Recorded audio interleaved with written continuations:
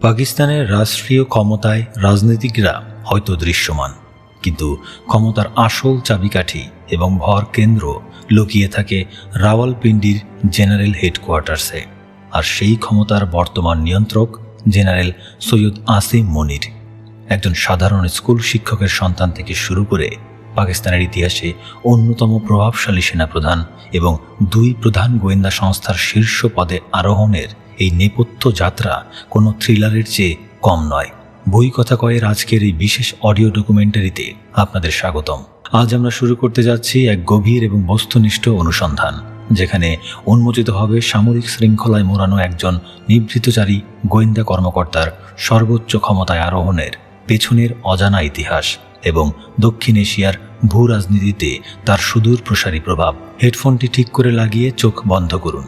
চলুন প্রবেশ করা যাক পাকিস্তানের ক্ষমতার সবচেয়ে সুরক্ষিত এবং রহস্যময় অন্দরমহলে। শুরু হচ্ছে আমাদের প্রথম অধ্যায়। অধ্যায় 1। এক সৈন্যের শুরু। পাকিস্তানের রাজনৈতিক, সামাজিক এবং সামরিক ইতিহাসে সেনা প্রধান বা চিফ অফ আর্মি স্টাফ পদটি অত্যন্ত গুরুত্বপূর্ণ। আন্তর্জাতিক পর্যবেক্ষক এবং ভূ রাজনৈতিক বিশ্লেষকদের মতে রাষ্ট্রীয় ক্ষমতা, পররাষ্ট্রনীতি, অভ্যন্তরীণ স্থিতিশীলতা এবং কৌশলগত দিক নির্দেশনার অন্যতম প্রধান ভর কেন্দ্র হচ্ছে এই পদটি। এমন একটি অত্যন্ত সংবেদনশীল এবং প্রভাবশালী পদে আসীন হওয়া কোনো আকস্মিক ঘটনা নয়। এর পেছনে থাকে কয়েক দশকের সামরিক শৃঙ্খলা, নিরবচ্ছিন্ন মূল্যায়ন এবং এক দীর্ঘ যাত্রাপথ। জেনারেল সৈয়দ আসিম মনির আহমেদ শাহ, যিনি বর্তমানে পাকিস্তান সেনাবাহিনীর শীর্ষ নেতৃত্বে অধিষ্ঠিত রয়েছেন, তার জীবনের শুরুটা হয়েছিল অত্যন্ত সাধারণ, সুশৃঙ্খল এবং নিভৃত এক পরিমণ্ডল থেকে। সমসাময়িক ইতিহাসবিদ এবং সামরিক বিশ্লেষকদের মতে সামরিক শীর্ষ পদে আরোহণের পেছনে প্রারম্ভিক জীবন গভীর প্রভাব ফেলে। জেনারেল সৈয়দ আসিম মনিরের জন্ম পাকিস্তানের রাওয়ালপিন্ডির তারিকাবাদ নামক এলাকার এক মধ্যবিত্ত, শিক্ষিত এবং গভীরভাবে ধর্মানুরাগী পরিবারে। রাওয়ালপিন্ডি শহরের একটি নিজস্ব চরিত্র রয়েছে। সামরিক সদর দপ্তর অবস্থিত হওয়ায় এই শহরটিতে সামরিক বাহিনীর উপস্থিতি এবং প্রভাব দৈনন্দিন জীবনের সাথে অঙ্গাঙ্গিভাবে জড়িত। সামরিক বিশ্লেষকদের বর্ণনায় উঠে এসেছে যে এমন একটি শহরে বেড়ে ওঠা তরুণের জন্য সামরিক জীবনের প্রতি আকৃষ্ট হওয়া অত্যন্ত স্বাভাবিক একটি বিষয়। আসিম মনিরের বাবা সৈয়দ তারিক মনির পেশায় ছিলেন একজন শিক্ষাবিদ। তিনি স্থানীয় একটি বিদ্যালয়ের অধ্যক্ষ হিসেবে দীর্ঘকাল দায়িত্ব পালন করেন। শিক্ষা, নৈতিকতা এবং শৃঙ্খলার প্রতি পারিবারিক এই একাগ্রতা আসিম মনিরের ব্যক্তিগত চরিত্র গঠনে প্রাথমিক ভিত্তি হিসেবে কাজ করেছিল। একাধিক জীবনীকার এবং গবেষকদের গবেষণায় উল্লেখ করা হয়েছে যে আসিম মনির তার তরুণ বয়সেই পরিবারের উৎসাহে পবিত্র কোরআন সম্পূর্ণ মুখস্থ করেন এবং হাফেজি কোরআন খেতাবে ভূষিত হন। পাকিস্তান সেনাবাহিনীর শীর্ষ পর্যায়ের জেনারেলদের ক্ষেত্রে এই বৈশিষ্ট্যটি বেশ বিরল। গবেষকদের মতে এই কঠোর ধর্মীয় শিক্ষা এবং আধ্যাত্মিক একাগ্রতা তার ব্যক্তিগত জীবনে অবিচল স্থিরতা, ধৈর্য এবং কঠোর নিয়মানুবর্তিতা তৈরি করেছিল। ধর্মীয় গ্রন্থ মুখস্থ করার জন্য যে অসীম ধৈর্য এবং স্মরণ শক্তির প্রয়োজন হয়, তা পরবর্তীতে তার সামরিক প্রশিক্ষণ এবং বুদ্ধিবৃত্তিক বিকাশে সহায়ক ভূমিকা পালন করেছিল। তার পারিবারিক পরিবেশ ছিল অত্যন্ত আড়ম্বরহীন জীবনযাপন এবং প্রচার বিমুখ মানসিকতা তিনি তার পরিবার থেকেই লাভ করেছিলেন। বিংশ শতাব্দীর 70-এর দশক এবং 80-র দশকের প্রথমার্ধের পাকিস্তান ছিল এক গভীর রাজনৈতিক ও সামাজিক পরিবর্তনের মধ্য দিয়ে যাওয়া একটি রাষ্ট্র।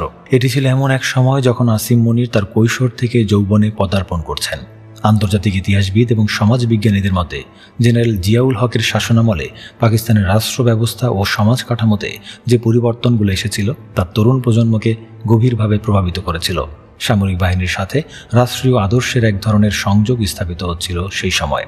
ঠিক একই সময়ে আন্তর্জাতিক অঙ্গনে স্নায়ুযুদ্ধ বা কোল্ড ওয়ার তার চরম পর্যায়ে পৌঁছেছিল।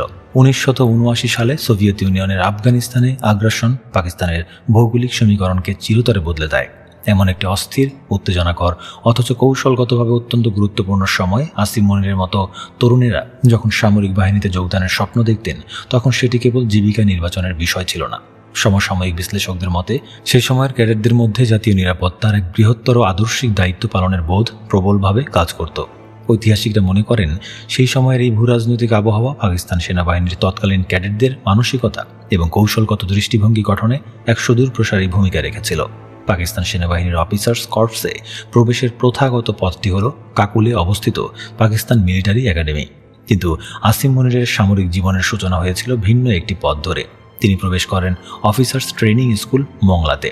সামরিক ইতিহাস এবং প্রশিক্ষণ কাঠামোর বিশ্লেষকদের মতে অফিসার্স ট্রেনিং স্কুল বা ওটিএস মংলা ছিল সামরিক কর্মকর্তাদের প্রশিক্ষণের জন্য একটি বিকল্প কিন্তু অত্যন্ত কঠোর প্রতিষ্ঠান। মূলত সেনাবাহিনীর সম্প্রসারণ এবং বাড়তি কর্মকর্তার চাহিদা মেটাতে এই প্রতিষ্ঠানটি গড়ে তোলা হয়েছিল, যেখানে ক্যাডেটদের শারীরিক ও মানসিক সক্ষমতার চূড়ান্ত পরীক্ষা নেওয়া হতো। আসিম মনির ছিলেন ওটিএস মংলার 17তম কোর্সের একজন ক্যাডেট। সামরিক রেকর্ড এবং সমসাময়িক বিশ্লেষকদের মতে প্রশিক্ষণ চলাকালীন আসিম মনিরের পারফরম্যান্স ছিল অত্যন্ত অসাধারণ এবং ঈর্ষণীয়। তিনি তার ব্যাচের সেরা ক্যাডেট হিসেবে সর্বোচ্চ সম্মান সোর্ড অফ অনার অর্জন করেন। দক্ষিণ এশিয়ার সামরিক ঐতিহ্য অনুযায়ী এই প্রাপ্তি ক্যাডেটের জীবনের অন্যতম বড় অর্জন। এই সম্মাননাটি একাডেমিগুলোতে কেবল সেই ক্যাডেটকে প্রদান করা হয় যিনি শারীরিক প্রশিক্ষণ, ড্রিল, অস্ত্রবিদ্যা, কৌশলগত জ্ঞান, নেতৃত্বদানের ক্ষমতা এবং শৃঙ্খলার প্রতিটি ক্ষেত্রে সর্বোচ্চ শ্রেষ্ঠত্ব প্রমাণ করতে পারেন। সামরিক ইতিহাসবিদদের মতে সোর্ড অফ অনার প্রাপ্তি একজন তরুণ সামরিক কর্মকর্তার ক্যারিয়ারের শুরুতেই তাকে তার সহকর্মীদের মাঝে এক আলাদা উচ্চতায় নিয়ে যায় এবং ঊর্ধ্বতন কর্মকর্তাদের মনোযোগ আকর্ষণ করতে সাহায্য করে। আসিম মনিরের ক্ষেত্রেও এটি তার দীর্ঘ প্রতিযোগিতামূলক এবং সফল সামরিক জীবনের একটি অত্যন্ত শক্তিশালী ভিত স্থাপন করেছিল। সেরা ক্যাডেট হিসেবে উত্তীর্ণ হওয়ার এই সাফল্য প্রমাণ করেছিল যে তার মধ্যে নেতৃত্ব দেওয়ার জন্মগত গুণাবলী এবং সামরিক শৃঙ্খলার প্রতি পরম একাগ্রতা বিদ্যমান রয়েছে। তরুণ বয়স থেকেই তিনি ছিলেন অত্যন্ত ধীর স্থির এবং লক্ষ্যে অবিচল। 1986 সালে আসিম মনির পাকিস্তান সেনাবাহিনীর অন্যতম ঐতিহ্যবাহী এবং সুপরিচিত পদাতিক রেজিমেন্ট ফ্রন্টিয়ার ফোর্সের 23তম ব্যাটালিয়নে কমিশন লাভ করেন। সামরিক পরিভাষায় এবং সেনাবাহিনীর অভ্যন্তরীণ সংস্কৃতিতে এই রেজিমেন্টকে সংক্ষেপে পিফার্স বলা হয়। ফ্রন্টিয়ার ফোর্স রেজিমেন্টের ইতিহাস অত্যন্ত বর্ণাঢ্য এবং সমৃদ্ধ। ব্রিটিশ ভারতীয় সেনাবাহিনীর সময়কাল থেকে শুরু করে আধুনিক পাকিস্তান সেনাবাহিনীর অসংখ্য সামরিক অভিযানে এই রেজিমেন্ট সাহসিকতা ও বীরত্বের স্বাক্ষর রেখে এসেছে। সামরিক সমাজবিজ্ঞানীদের মতে একজন কর্মকর্তার প্রথম দিকের সামরিক রেজিমেন্ট তার মানসিকতা গঠনে সবচেয়ে বড় ভূমিকা পালন করে। পদাতিক রেজিমেন্টগুলোতে কর্মরত তরুণ কর্মকর্তাদের প্রাথমিক বছরগুলো অত্যন্ত চ্যালেঞ্জিং ও কঠোর হয়। তাদের সরাসরি সৈন্যদের নেতৃত্ব দিতে হয়, প্রতিকূল পরিবেশে টিকে থাকার কৌশল রপ্ত করতে হয় এবং সবচেয়ে বড় কথা, নিজের অধীনস্থ সৈন্যদের সাথে এক গভীর আত্মিক ও মানসিক বন্ধন তৈরি করতে হয়। গবেষণা ও সমসাময়িক বিশ্লেষণে দেখা যায় যে আসিম মনির যখন ফ্রন্টিয়ার ফোর্সে একজন তরুণ সেকেন্ড লেফটেন্যান্ট হিসেবে তার কর্মজীবন শুরু করেন, তখন পাকিস্তান সেনাবাহিনী একাধিক ফ্রন্টে চরম ব্যস্ত এবং সতর্ক অবস্থায় ছিল। একদিকে আফগান সীমান্তের কৌশলগত পরিস্থিতি ছিল অত্যন্ত অস্থিতিশীল, অন্যদিকে ভারতের সাথে সিয়াচেন হিমবাহ নিয়ে শুরু হওয়া সংঘাত তখন এক বাস্তবতায় রূপ নিয়েছিল। সামরিক গবেষকদের মতে ফ্রন্টিয়ার ফোর্সের মতো একটি যুদ্ধ রেজিমেন্টে দায়িত্ব পালন আসিম মনিরকে দ্রুত সিদ্ধান্ত গ্রহণের মানসিকতা তৈরি করে দিয়েছিল। একজন তরুণ পদাতিক কর্মকর্তা হিসেবে তার প্রাথমিক দিনগুলোতে তাকে অত্যন্ত দুর্গম, ঝুঁকিপূর্ণ এবং কৌশলগতভাবে গুরুত্বপূর্ণ বিভিন্ন অঞ্চলে দায়িত্ব পালন করতে হয়েছে। সামরিক বাহিনীর অভ্যন্তরীণ কাঠামোর বিশ্লেষকদের মতে শীর্ষ পর্যায়ে পৌঁছানোর জন্য একজন কর্মকর্তাকে কমান্ড এবং স্টাফ উভয় ক্ষেত্রেই নিজের শ্রেষ্ঠত্ব প্রমাণ করতে হয়। আসিম মনিরের প্রারম্ভিক কর্মজীবন তাকে এমন এক পরিবেশে গড়ে তুলেছিল যেখানে তিনি তৃণমূল পর্যায়ের সামরিক বাস্তবতা গভীরভাবে উপলব্ধি করতে পেরেছিলেন।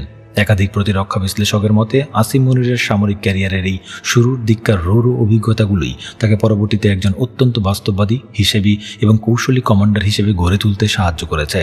তার সমসাময়িক কর্মকর্তাদের বিভিন্ন স্মৃতিচারণ থেকে বিষয়টি স্পষ্ট।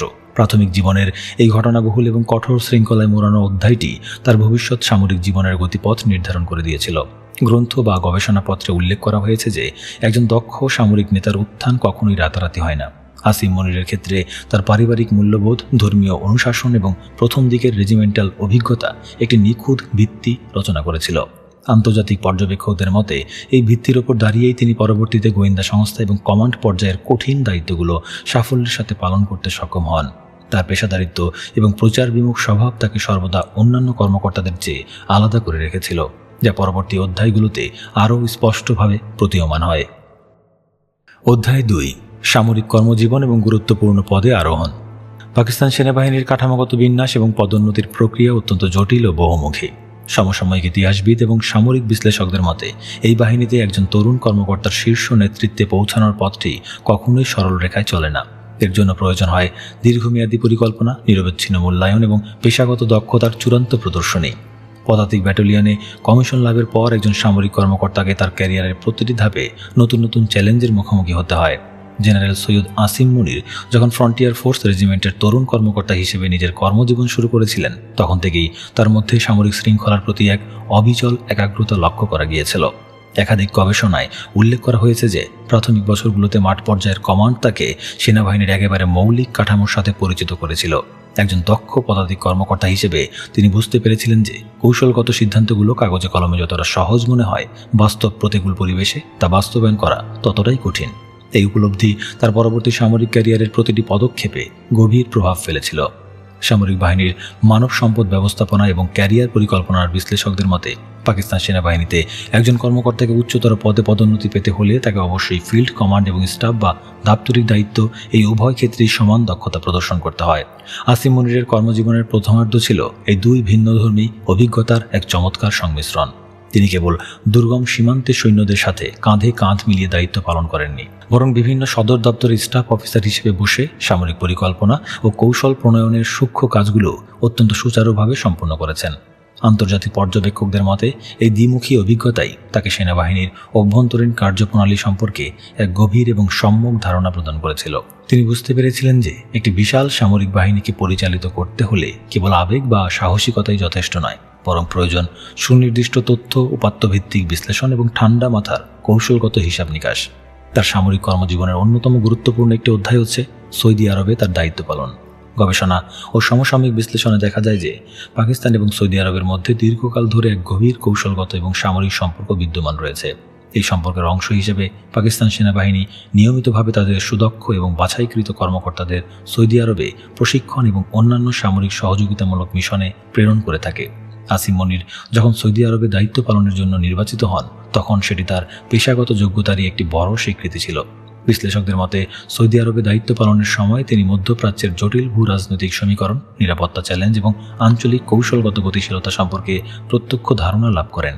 এই আন্তর্জাতিক অভিজ্ঞতা তার দৃষ্টিভঙ্গিকে আরও প্রসারিত করে এবং তাকে একটি বৃহত্তর বৈশ্বিক প্রেক্ষাপটে নিরাপত্তা পরিস্থিতি বিশ্লেষণ করতে শেখায়। যে কোনো সামরিক কর্মকর্তার বুদ্ধিবৃত্তিক বিকাশের ক্ষেত্রে সামরিক শিক্ষা প্রতিষ্ঠানগুলোর ভূমিকা অপরিসীম।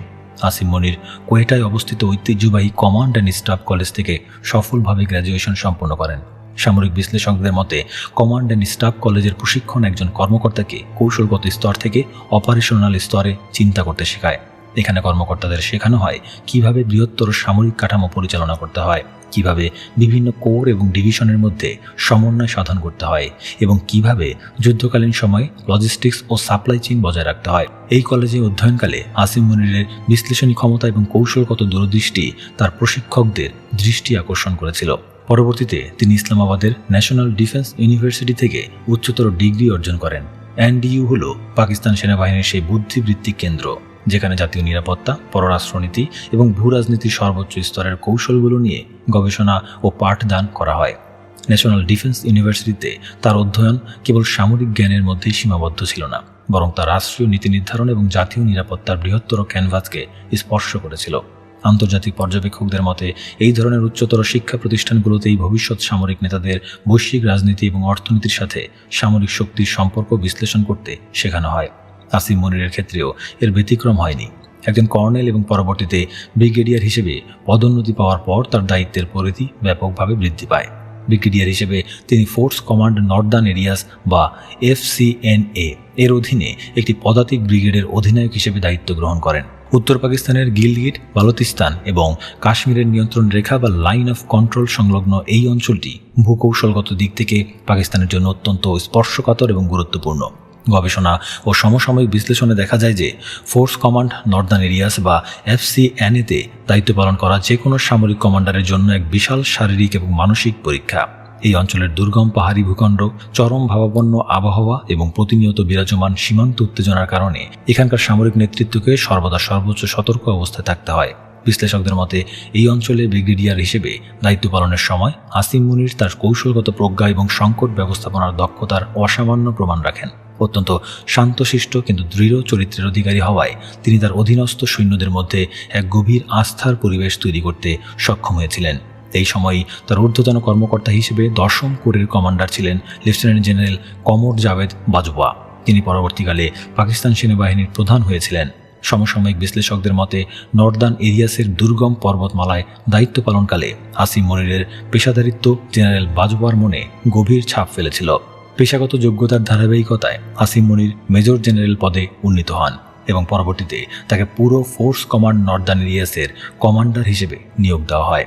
আন্তর্জাতিক পর্যবেক্ষকদের মতে একটি পূর্ণাঙ্গ ফোর্স কমান্ডের নেতৃত্ব দেওয়া একজন মেজর জেনারেলের জন্য অত্যন্ত সম্মানজনক এবং একই সাথে চরম দায়িত্বপূর্ণ একটি কাজ। কমান্ডার হিসেবে তিনি কেবল সামরিক প্রতিরক্ষাই নিশ্চিত করেননি, বরং এই অঞ্চলের বেসামরিক প্রশাসনের সাথে সমন্বয় সাধন এবং সাধারণ মানুষের জীবনের মান উন্নয়নের মতো বিষয়েও ভূমিকা রাখেন। একাধিক গবেষণায় উল্লেখ করা হয়েছে যে এফসিএনএ কমান্ডার হিসেবে তার মেয়াদকাল ছিল অত্যন্ত নিচ্ছিদ্র এবং অপারেশনাল দিক থেকে সম্পূর্ণ সফল। তিনি অত্যন্ত সুচারুভাবে নিয়ন্ত্রণ রেখার নিরাপত্তা বজায় রাখার পাশাপাশি অভ্যন্তরীণ স্থিতিশীলতা নিশ্চিত করেছিলেন, যা সেনাবাহিনীর সর্বোচ্চ কমান্ডের কাছে তার গ্রহণযোগ্যতা বহুগুণ বাড়িয়ে দেয়।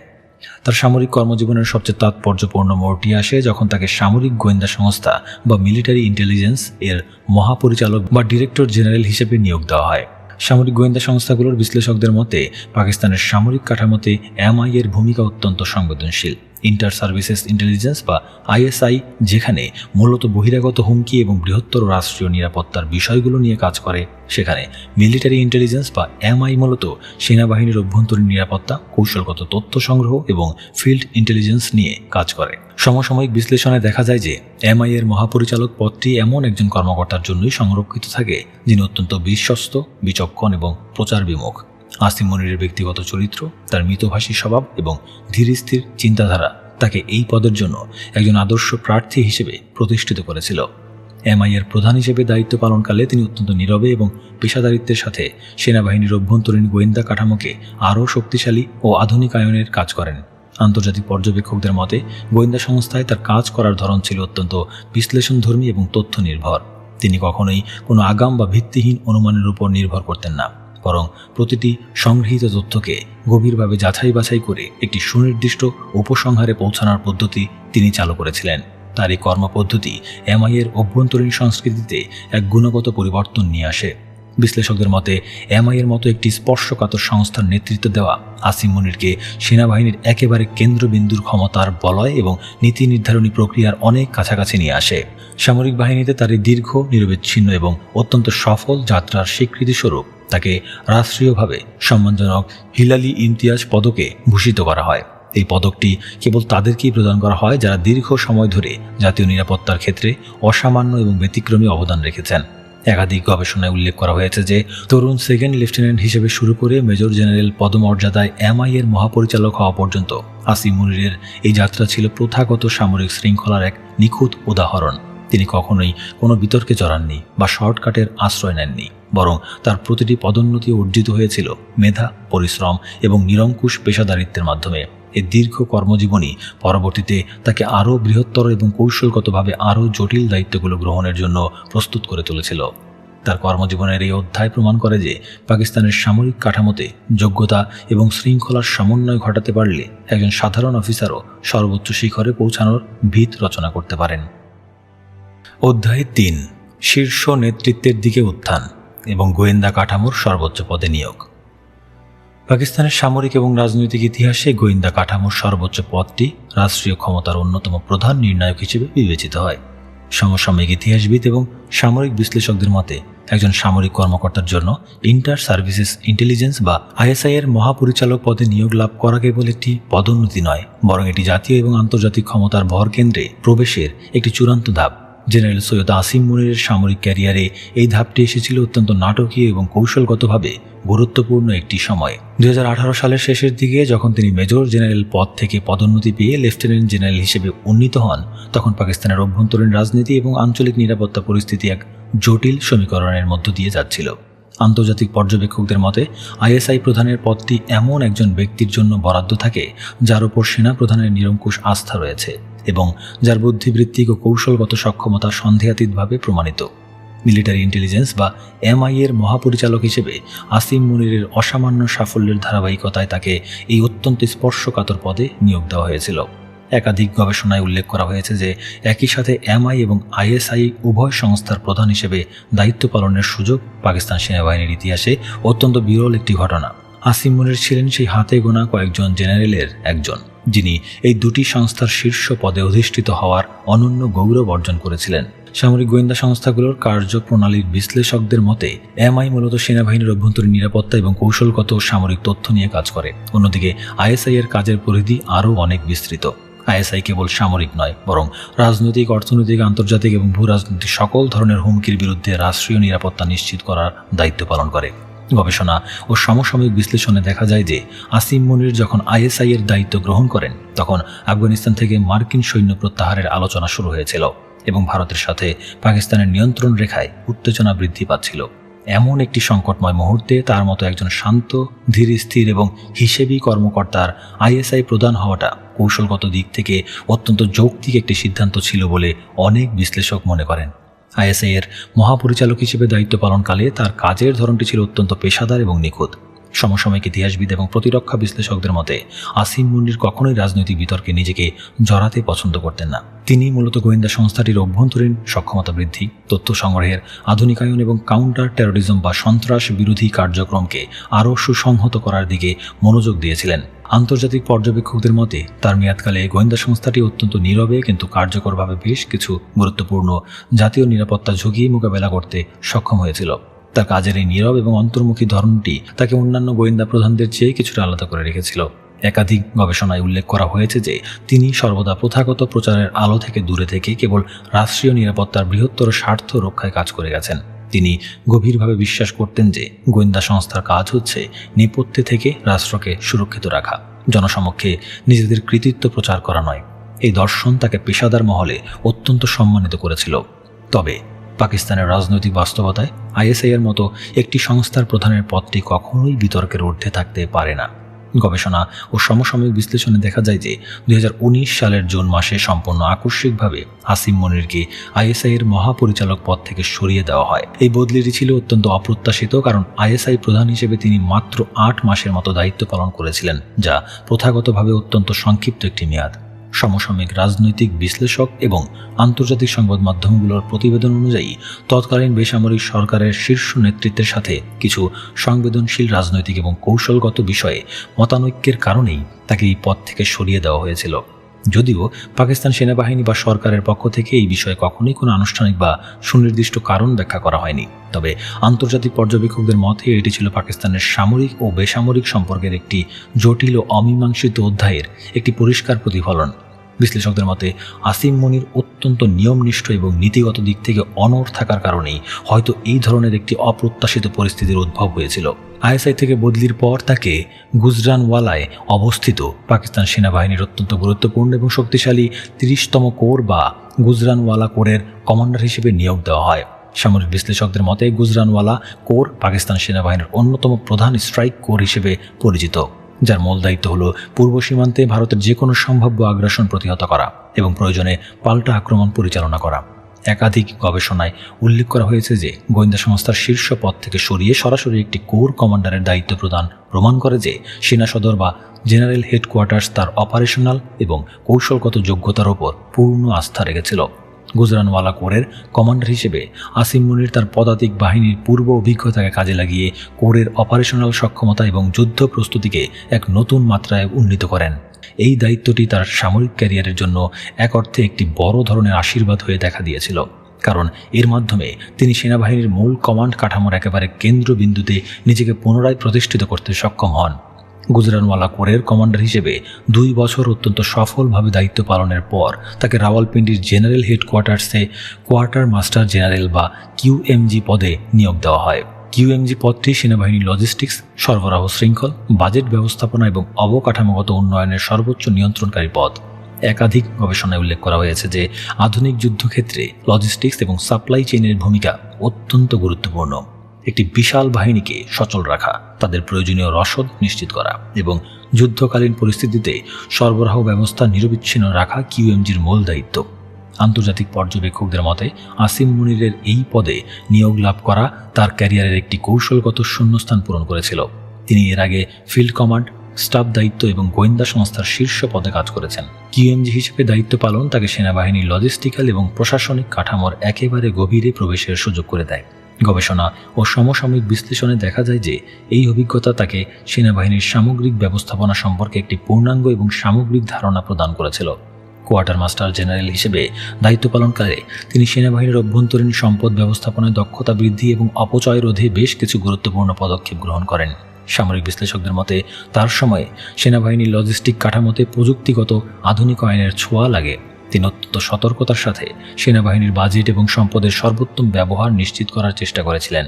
সমসাময়িক ইতিহাসবিদদের মতে এই পদে তার মেয়াদকালটি ছিল অত্যন্ত নির্বিঘ্ন এবং সুশৃঙ্খল। তিনি তার স্বভাবসুলভ নীরবতা এবং পেশাদারিত্ব বজায় রেখে জেনারেল হেডকোয়ার্টার্সের অত্যন্ত গুরুত্বপূর্ণ এই প্রশাসনিক দায়িত্ব পালন করেন।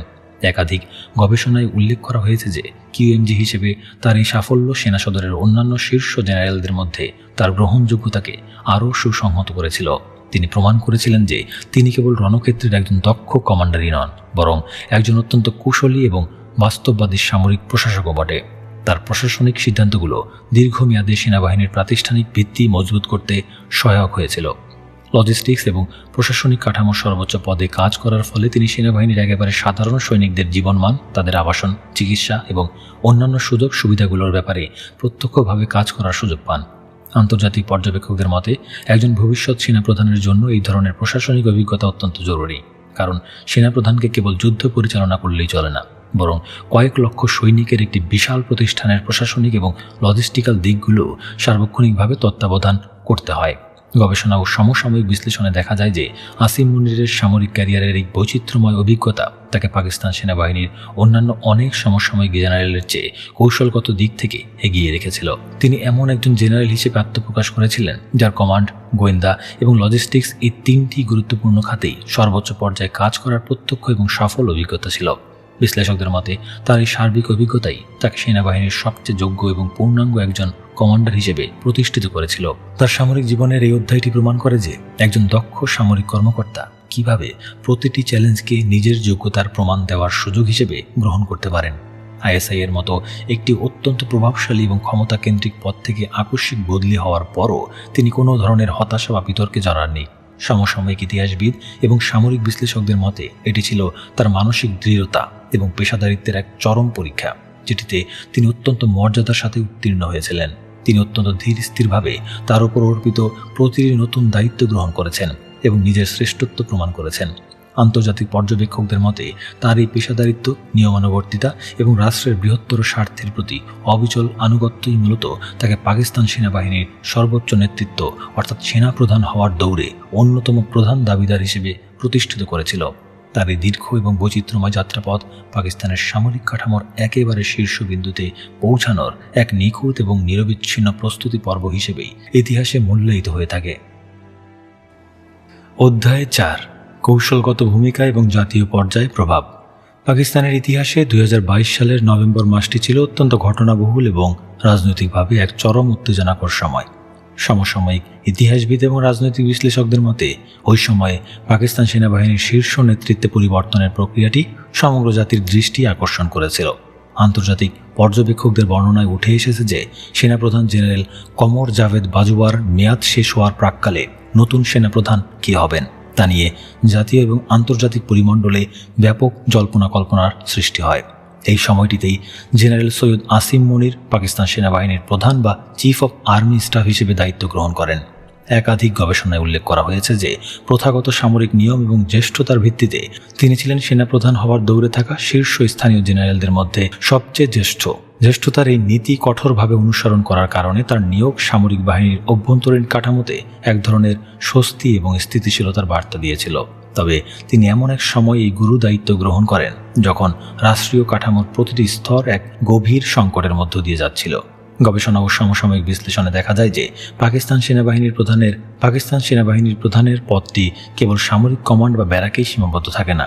দক্ষিণ এশিয়ার ভূ রাজনৈতিক বাস্তবতা এবং পাকিস্তানের অভ্যন্তরীণ রাষ্ট্রীয় কাঠামোতে সেনাপ্রধান অত্যন্ত শক্তিশালী এবং নির্ণায়ক একটি কৌশলগত ভূমিকা পালন করে থাকেন।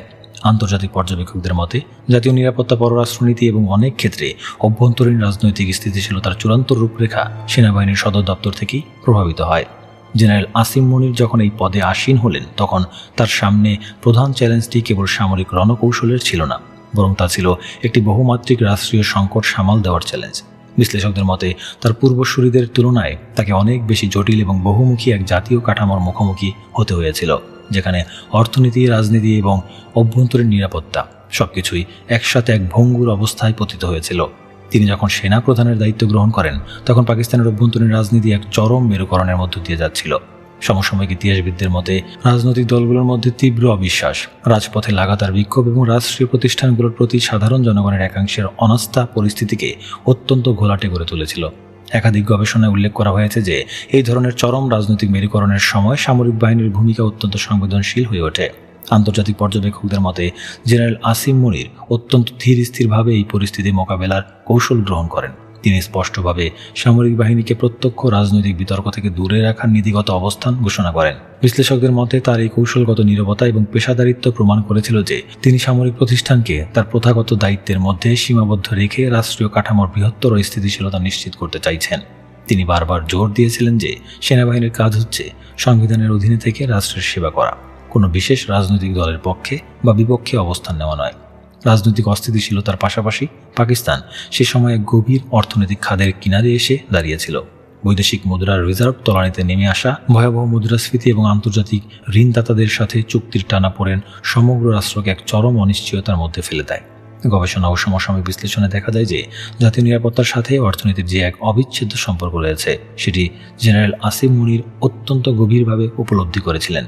অর্থনীতিবিদ এবং আন্তর্জাতিক পর্যবেক্ষকদের মতে একটি দুর্বল অর্থনীতি কখনোই একটি শক্তিশালী সামরিক বাহিনী বা একটি সুরক্ষিত রাষ্ট্রীয় সীমানা বজায় রাখতে পারে না। এই বাস্তবতাকে সামনে রেখে তিনি জাতীয় অর্থনীতি পুনরুদ্ধারের ক্ষেত্রে সামরিক বাহিনীর পক্ষ থেকে সর্বাত্মক সহযোগিতার কৌশলগত সিদ্ধান্ত গ্রহণ করেন। এর ফলশ্রুতিতে পাকিস্তানের ইতিহাসে প্রথমবারের মতো স্পেশাল ইনভেস্টমেন্ট ফ্যাসিলিটেশন কাউন্সিল বা SIFC গঠিত হয়, যেখানে বেসামরিক সরকারের পাশাপাশি সামরিক বাহিনীর শীর্ষ নেতৃত্ব সরাসরি যুক্ত হন। স্পেশাল ইনভেস্টমেন্ট ফ্যাসিলিটেশন কাউন্সিল বা SIFC গঠনের বিষয়টি ছিল পাকিস্তানের রাষ্ট্রীয় ব্যবস্থাপনায় এক সম্পূর্ণ নতুন এবং কৌশলগত পদক্ষেপ। একাধিক গবেষণায় উল্লেখ করা হয়েছে যে এই কাউন্সিলের মূল লক্ষ্য ছিল বিদেশি বিনিয়োগ, বিশেষ করে মধ্যপ্রাচ্য এবং উপসাগরীয় দেশগুলো থেকে বৃহৎ আকারের বিনিয়োগ আকর্ষণ করা এবং আমলাতান্ত্রিক জটিলতা দূর করে দ্রুত সিদ্ধান্ত গ্রহণের পথ সুগম করা। আন্তর্জাতিক বিশ্লেষকদের মতে বিদেশি বিনিয়োগকারীদের কাছে পাকিস্তান সরকারের চেয়ে পাকিস্তান সেনাবাহিনীর স্থায়িত্ব এবং প্রতিশ্রুতি বাস্তবায়নের সক্ষমতা অনেক বেশি নির্ভরযোগ্য বলে বিবেচিত হয়। জেনারেল আসিম মুনির এই আস্থাকে কাজে লাগিয়ে তথ্য প্রযুক্তি, খনিজ সম্পদ, কৃষি এবং জ্বালানি খাতে বিপুল বিনিয়োগ আনার উদ্যোগ গ্রহণ করেন। অর্থনীতিবিদদের মতে SIFCর মাধ্যমে সামরিক বাহিনীর এই অর্থনৈতিক সম্পৃক্ততা একদিকে যেমন রাষ্ট্রীয় অর্থনীতিকে সাময়িক পতনের হাত থেকে রক্ষা করেছে, অন্যদিকে তেমনি জাতীয় নীতি নির্ধারণে সামরিক বাহিনীর অপরিহার্যতাকে নতুন করে প্রতিষ্ঠিত করেছে। কিছু বিশ্লেষক একে বেসামরিক অর্থনীতিতে সামরিক বাহিনীর প্রচ্ছায়া হিসেবে দেখলেও সমসাময়িক বাস্তবতায় অনেকেই এটিকে রাষ্ট্রের টিকে থাকার জন্য এক অনিবার্য কৌশল হিসেবে আখ্যায়িত করেছেন। অভ্যন্তরীণ অর্থনীতির পাশাপাশি জাতীয় নিরাপত্তার ক্ষেত্রেও জেনারেল আসিম মুনিরকে অত্যন্ত কঠোর এবং কৌশলগত ভূমিকা পালন করতে হয়েছে। গবেষণা ও সমসাময়িক বিশ্লেষণে দেখা যায় যে আফগানিস্তানে রাজনৈতিক পট পরিবর্তনের পর পাকিস্তানের পশ্চিম সীমান্তে এক নতুন ধরনের নিরাপত্তা ঝুঁকির সৃষ্টি হয়। তেহরিকে তালিবান পাকিস্তান বা TTP-র মতো নিষিদ্ধ সশস্ত্র গোষ্ঠীগুলো পুনরায় সংগঠিত হয়ে পাকিস্তানের অভ্যন্তরে, বিশেষ করে খাইবার পাখতুনখোয়া এবং বেলুচিস্তান প্রদেশে হামলা বৃদ্ধি করে। সামরিক বিশ্লেষকদের মতে এই পরিস্থিতিতে সেনাপ্রধান হিসেবে তিনি অত্যন্ত দ্ব্যর্থহীন এবং কঠোর সন্ত্রাস বিরোধী নীতি গ্রহণ করেন। একাধিক গবেষণায় উল্লেখ করা হয়েছে যে সামরিক গোয়েন্দা সংস্থা বা মিলিটারি ইন্টেলিজেন্স এবং ISI এর সাবেক প্রধান হিসেবে গোয়েন্দা তথ্যের উপর ভিত্তি করে সন্ত্রাসীদের নির্মূল করার বিষয়ে তার এক বিশেষ দক্ষতা ছিল। তিনি প্রথাগত বৃহৎ আকারের সামরিক অভিযানের বদলে ইন্টেলিজেন্স বেসড অপারেশন বা গোয়েন্দা তথ্যের ভিত্তিতে সুনির্দিষ্ট অভিযানের উপর সর্বাধিক গুরুত্ব আরোপ করেন। আন্তর্জাতিক পর্যবেক্ষকদের মতে সন্ত্রাসবাদ দমনে তার এই কৌশলগত ভূমিকা কেবল সামরিক বল প্রয়োগের মধ্যে সীমাবদ্ধ ছিল না। তিনি অত্যন্ত স্পষ্টভাবে প্রতিবেশী দেশগুলোকে বার্তা দিয়েছিলেন যে পাকিস্তানের মাটি ব্যবহার করে কোনো সন্ত্রাসী কার্যকলাপ বরদাস্ত করা হবে না এবং পাকিস্তানের জাতীয় নিরাপত্তা রক্ষায় সেনাবাহিনী যে কোনো চরম পদক্ষেপ নিতে কুণ্ঠাবোধ করবে না। বিশ্লেষকদের মতে তার এই কঠোর কৌশলগত অবস্থান সেনাবাহিনীর অভ্যন্তরীণ মনোবল বৃদ্ধি করার পাশাপাশি সাধারণ মানুষের মনেও নিরাপত্তার অনুভূতি ফিরিয়ে আনতে সহায়ক ভূমিকা পালন করে। একই সাথে তিনি জাতীয় ঐক্য এবং রাষ্ট্রীয় বয়ানকে সুসংহত করার জন্য বুদ্ধিবৃত্তিক এবং সামাজিক পর্যায়েও প্রভাব বিস্তারের চেষ্টা করেন।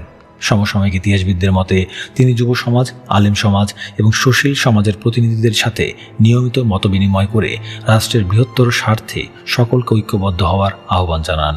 এটি ছিল জাতীয় পর্যায়ে প্রভাব বিস্তারের এক অত্যন্ত সূক্ষ্ম কিন্তু কার্যকর কৌশল।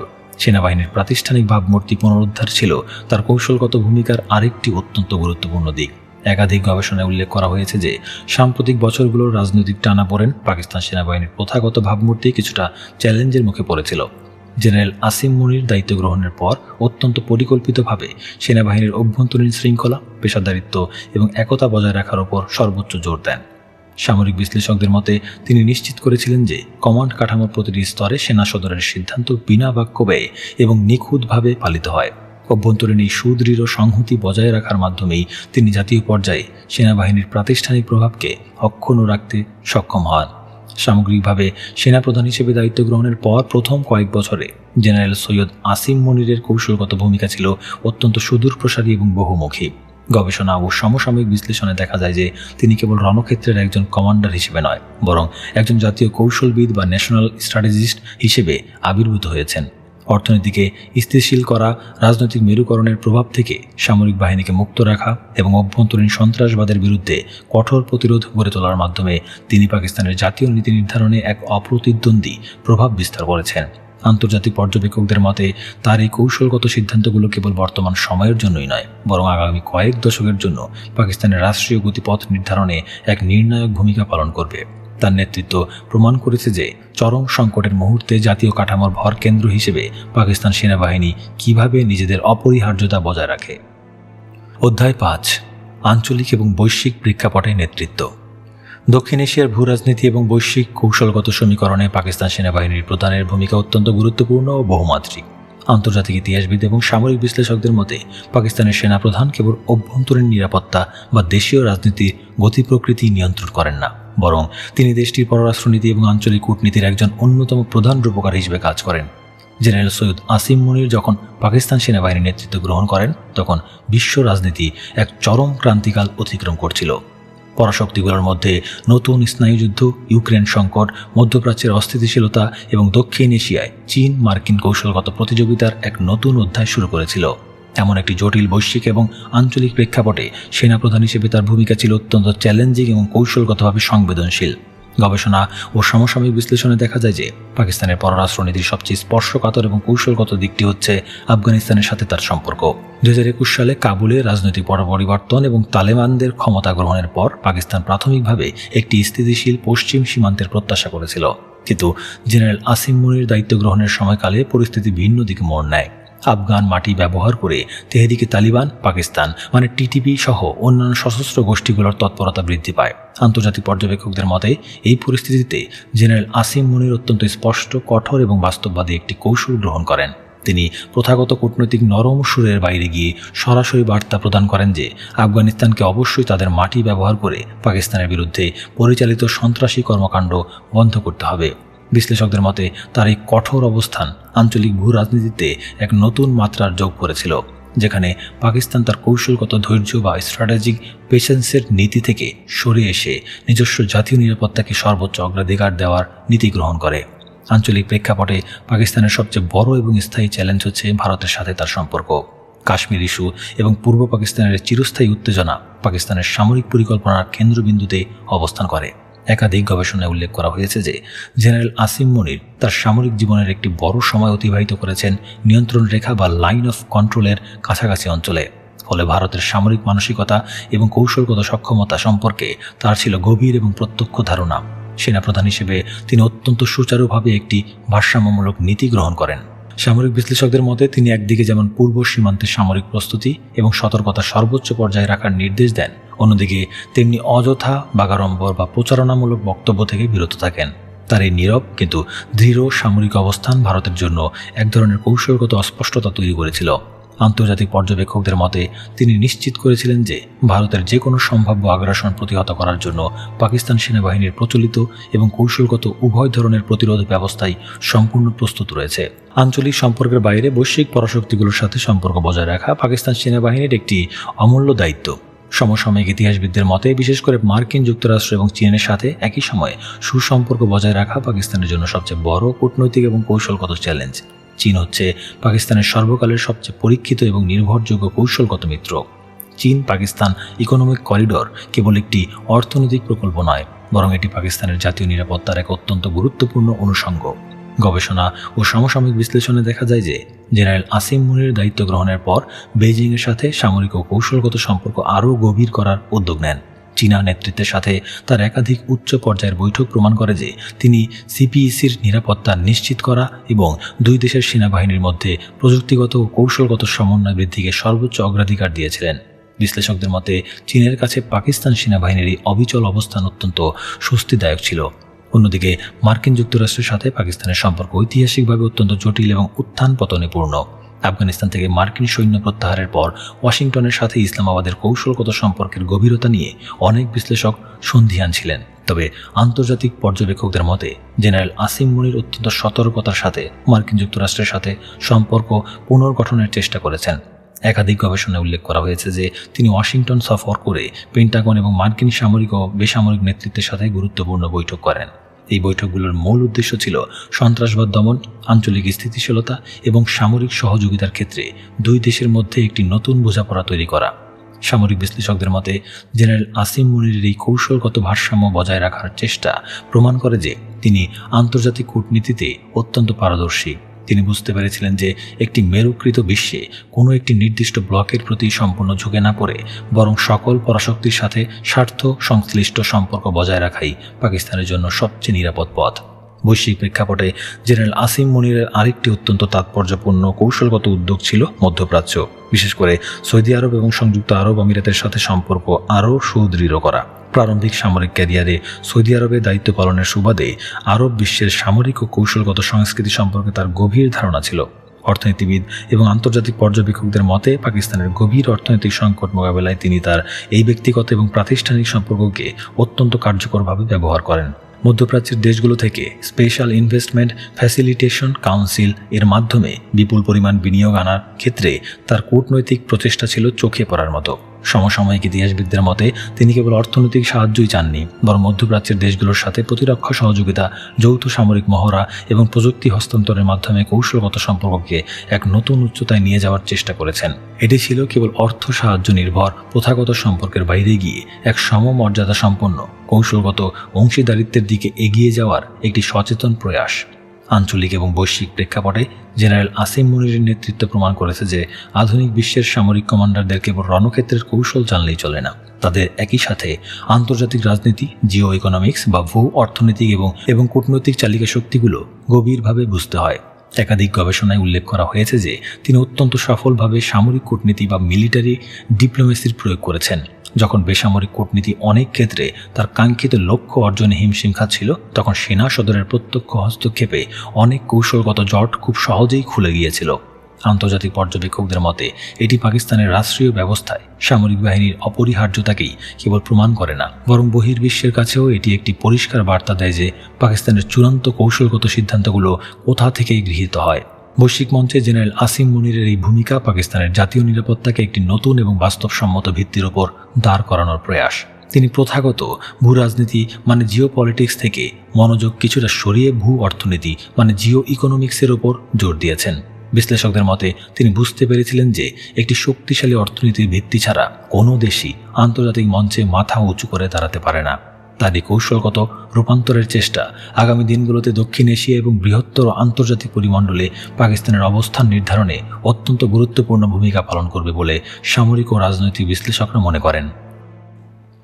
অধ্যায় 6, জনমত, সমালোচনা এবং প্রাসঙ্গিক আলোচনা। পাকিস্তানের রাজনৈতিক এবং সামরিক ইতিহাসে জনমতের সাথে সেনাবাহিনীর সম্পর্ক সর্বদা অত্যন্ত জটিল এবং বহুমাত্রিক। সমসাময়িক ইতিহাসবিদ এবং সমাজবিজ্ঞানীদের মতে পাকিস্তানের রাষ্ট্রীয় কাঠামোতে সেনাপ্রধানের পদটি এতটাই দৃশ্যমান এবং প্রভাবশালী যে তার প্রতিটি পদক্ষেপ, সিদ্ধান্ত এবং নীরবতাও জনসমক্ষে নিবিড়ভাবে বিশ্লেষিত হয়। জেনারেল সৈয়দ আসিম মুনির এমন এক সময়ে এই শীর্ষ পদে আসীন হন যখন পাকিস্তানের অভ্যন্তরীণ রাজনীতি এবং সামাজিক কাঠামো চরম মেরুকরণের শিকার। একাধিক গবেষণায় উল্লেখ করা হয়েছে যে প্রথাগতভাবে পাকিস্তান সেনাবাহিনী দেশের সবচেয়ে সুশৃঙ্খল এবং গ্রহণযোগ্য প্রতিষ্ঠান হিসেবে বিবেচিত হলেও সাম্প্রতিক বছরগুলোতে এই ধারণার উপর ব্যাপক আলোচনা এবং বিতর্ক তৈরি হয়েছে। আন্তর্জাতিক পর্যবেক্ষকদের মতে জেনারেল আসিম মুনিরের নেতৃত্বাধীন সামরিক কাঠামোর জনমত ব্যবস্থাপনা এবং সাধারণ মানুষের দৃষ্টিভঙ্গি একটি অত্যন্ত গুরুত্বপূর্ণ গবেষণার বিষয় হয়ে দাঁড়িয়েছে। জেনারেল আসিম মুনির যখন সেনা প্রধানের দায়িত্ব গ্রহণ করেন তখন রাজনৈতিক অঙ্গনে এক অভূতপূর্ব অস্থিরতা বিরাজ করছিল। গবেষণা ও সমসাময়িক বিশ্লেষণে দেখা যায় যে 2023 সালের মে মাসে পাকিস্তানের রাজনৈতিক ইতিহাসে এক অভাবনীয় ঘটনা ঘটে, যা সরাসরি সামরিক বাহিনীর ভাবমূর্তিকে চ্যালেঞ্জ করে। রাজনৈতিক বিশ্লেষকদের মতে এই ঘটনাটি ছিল পাকিস্তানের সামরিক বেসামরিক সম্পর্কের ইতিহাসে একটি বড় ধরনের ধাক্কা। এই সংকটের মুখে সামরিক নেতৃত্বের ভূমিকা নিয়ে বিভিন্ন মহলে ব্যাপক আলোচনা শুরু হয়।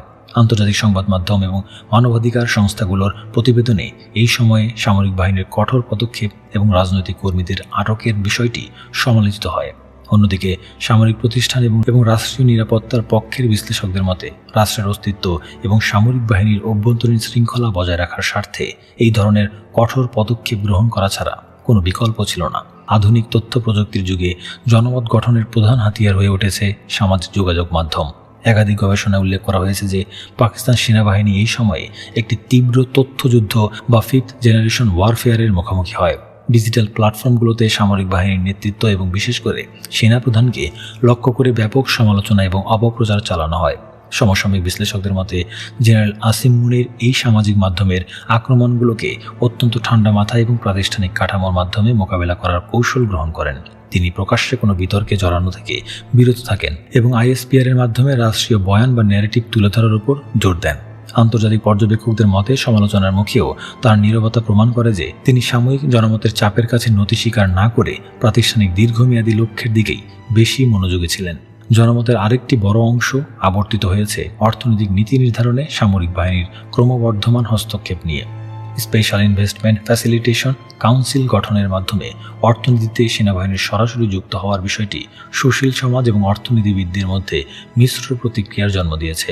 রাজনৈতিক বিশ্লেষক এবং সমালোচকদের মতে গণতান্ত্রিক শাসন ব্যবস্থায় সামরিক বাহিনীর এই মাত্রায় বেসামরিক ও অর্থনৈতিক বিষয়ে হস্তক্ষেপ গণতান্ত্রিক প্রতিষ্ঠানগুলোকে দুর্বল করে তোলে। তাদের মতে এটি দীর্ঘমেয়াদে রাষ্ট্রীয় কাঠামোর ভারসাম্য নষ্ট করতে পারে। বিপরীতে সমসাময়িক ইতিহাসবিদ এবং রাজনৈতিক পর্যবেক্ষকদের মতে পাকিস্তানের যে ভঙ্গুর অর্থনৈতিক পরিস্থিতি তৈরি হয়েছিল সেখান থেকে রাষ্ট্রকে উদ্ধার করার জন্য সামরিক বাহিনীর হস্তক্ষেপ অপরিহার্য ছিল। একাধিক গবেষণায় বলা হয়েছে সাধারণ জনগণের একাংশ সামরিক বাহিনীর এই অর্থনৈতিক উদ্যোগকে ইতিবাচকভাবে গ্রহণ করেছে, কারণ তারা মনে করে সেনা সদর রাজনৈতিক দলীয় স্বার্থের ঊর্ধ্বে উঠে দেশে বিনিয়োগ নিশ্চিত করতে সক্ষম। সমালোচনা এবং বিতর্কের আরেকটি গুরুত্বপূর্ণ দিক হলো সামরিক আদালতে বেসামরিক নাগরিকদের বিচারের বিষয়টি।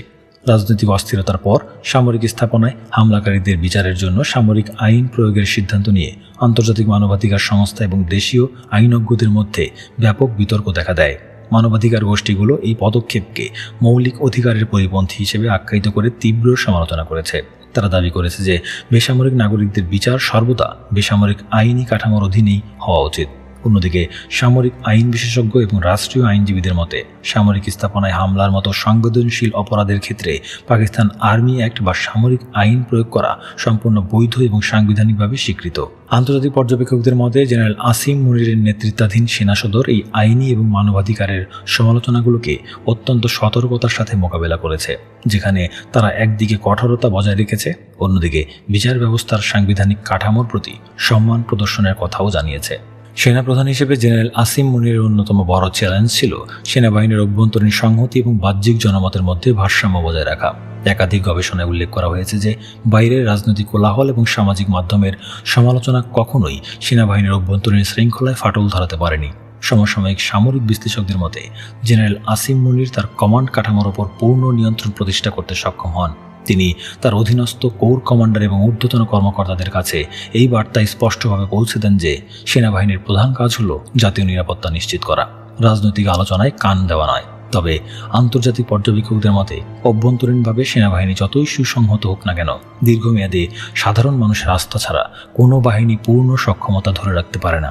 তাই জনমতের মেরুকরণ প্রশমিত করা তার নেতৃত্বের জন্য একটি বড় পরীক্ষা হিসেবেই বিবেচিত হচ্ছে। সমালোচকদের তীব্র আক্রমণ এবং সমর্থকদের প্রশংসার এই দুই মেরুর মাঝখানে দাঁড়িয়ে জেনারেল আসিম মুনির নিজেকে একজন নীরব কৌশলবিদ হিসেবে উপস্থাপন করেছেন। তিনি কখনোই সস্তা জনপ্রিয়তা অর্জনের চেষ্টা করেননি। অতীতের অনেক সেনাপ্রধানের মতো তিনি গণমাধ্যমে ঘন ঘন উপস্থিত হওয়া বা রাজনৈতিক বিবৃতি প্রদান করা থেকে বিরত থেকেছেন।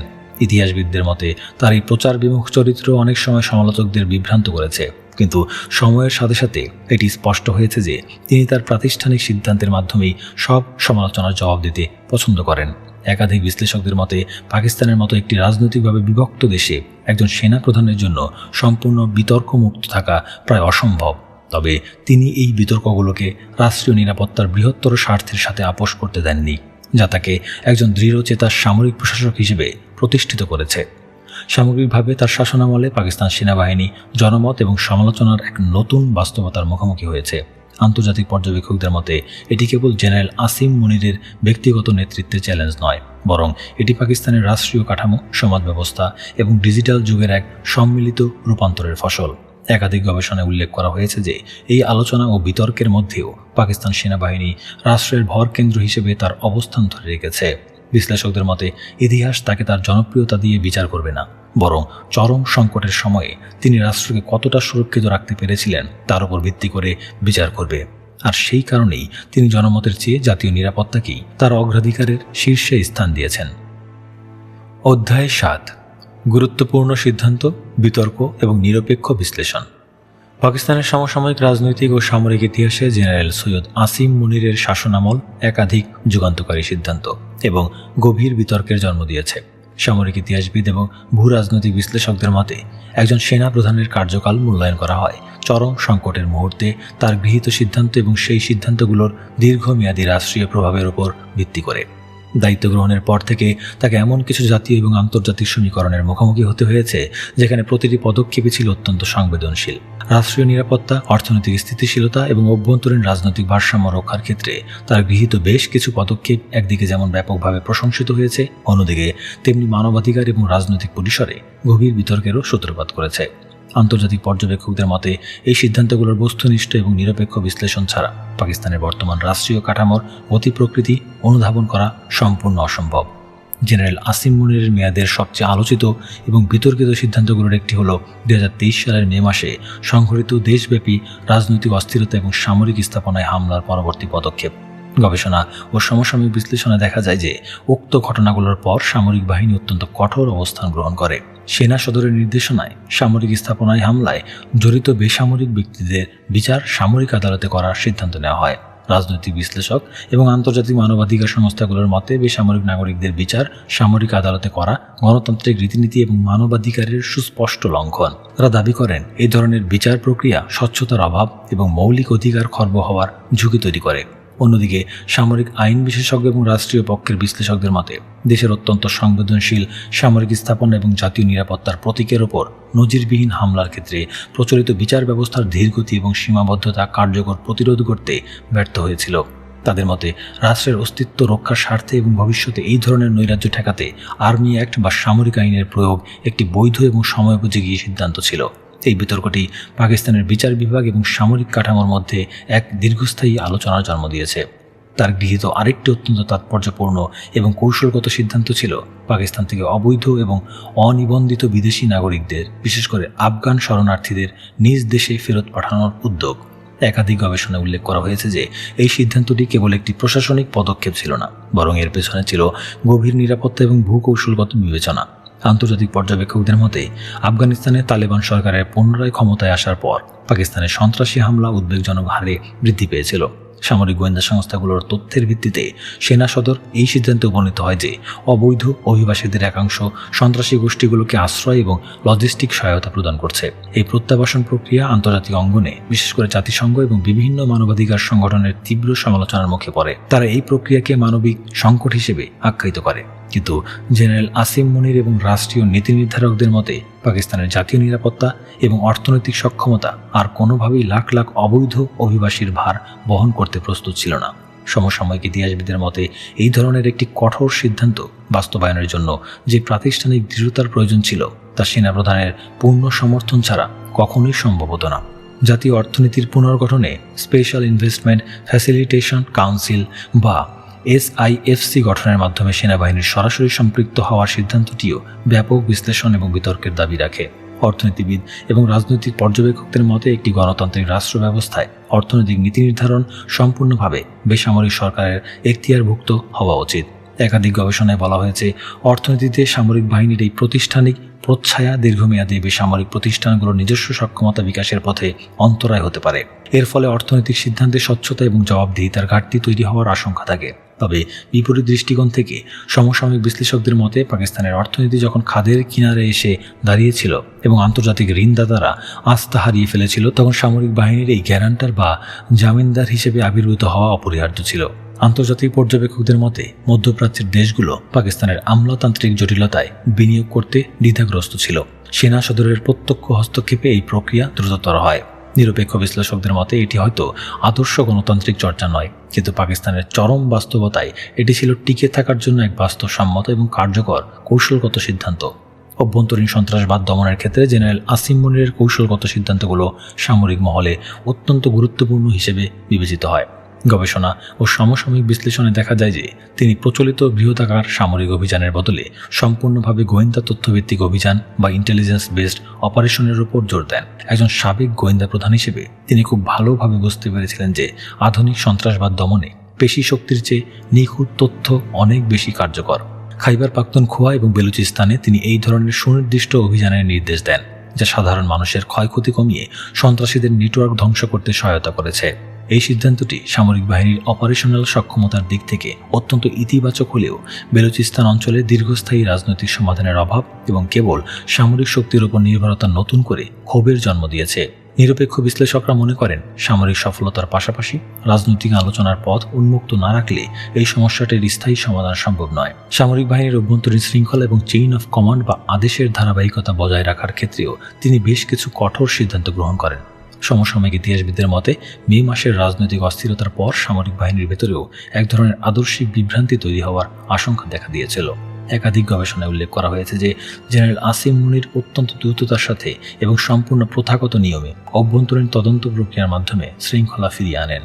সামরিক বিশ্লেষকদের মতে তিনি ঊর্ধ্বতন কর্মকর্তাদের মধ্যে এই বার্তা পরিষ্কার করে দেন যে সামরিক শৃঙ্খলার সাথে কোনো ধরনের আপোষ করা হবে না। তার এই অভ্যন্তরীণ সিদ্ধান্তগুলো প্রমাণ করে যে তিনি কেবল রাষ্ট্রীয় রাজনীতিতেই প্রভাবশালী নন, বরং নিজের প্রতিষ্ঠানের ভেতরেও একজন অত্যন্ত কড়া এবং নীতিবান কমান্ডার হিসেবে পরিচিত। এই ধরনের সিদ্ধান্তগুলো সেনাবাহিনীর প্রাতিষ্ঠানিক কাঠামোকে যে কোনো ধরনের বিভক্তির হাত থেকে রক্ষা করেছে। পরিশেষে জেনারেল সৈয়দ আসিম মুনিরের সিদ্ধান্তগুলোর একটি নিরপেক্ষ বিশ্লেষণ করলে দেখা যায় যে তিনি মূলত একজন চরম বাস্তববাদী নেতা।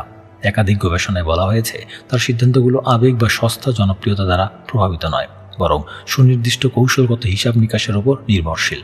রাজনৈতিক বিশ্লেষকদের মতে তিনি মানবাধিকার এবং গণতান্ত্রিক চর্চার চেয়ে রাষ্ট্রীয় নিরাপত্তা ও প্রাতিষ্ঠানিক টিকে থাকাকে বেশি গুরুত্ব দিয়েছেন। এই কারণে তাকে একাধারে যেমন একজন ত্রাতা বা রক্ষাকর্তা হিসেবে দেখা হয়, তেমনিভাবে গণতান্ত্রিক মূল্যবোধের পরিসর সংকুচিত করার কারিগর হিসেবেও সমালোচনা করা হয়। আন্তর্জাতিক পর্যবেক্ষকদের মতে এই দ্বিমুখী মূল্যায়নই প্রমাণ করে যে তিনি কতটা জটিল একটি সময়ের সেনাপ্রধান।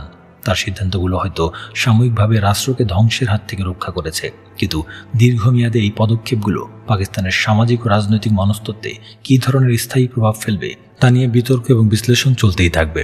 তার মেয়াদের এই সিদ্ধান্তগুলো পাকিস্তানের ভবিষ্যৎ রাজনৈতিক ইতিহাসের একটি অন্যতম প্রধান রেফারেন্স পয়েন্ট হিসেবে বিবেচিত হবে।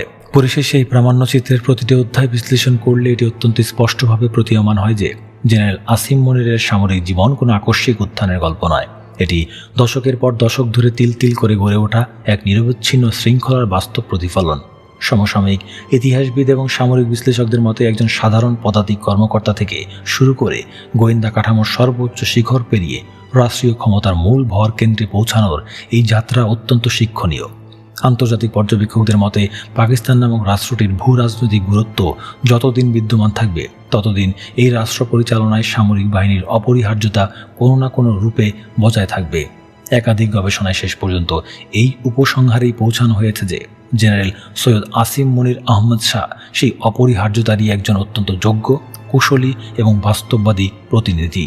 ভবিষ্যতের ইতিহাস হয়তো তাকে নিয়ে আরও অনেক নতুন বিতর্কের জন্ম দেবে, তবে তার মেয়াদের সুনির্দিষ্ট কৌশলগত প্রভাবগুলো পাকিস্তানের রাষ্ট্রীয় মানচিত্রে এক মুছতে না পারা রেখা হিসেবেই চিরকাল অক্ষুণ্ণ থেকে যাবে।